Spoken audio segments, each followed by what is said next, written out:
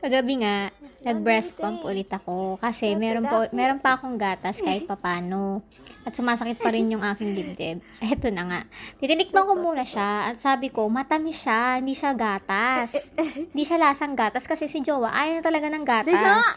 At mga cheese. Kasi mga dairy products, ayaw niya talaga. At ito yung mga reaction niya. Bigyan mo tubig. Hi, Ken-chan. Masakit ka? Masarap. Masarap.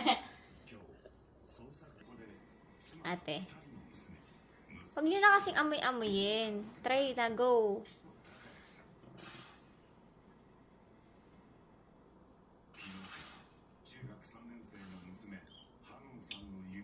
Milk の匂いはするよ。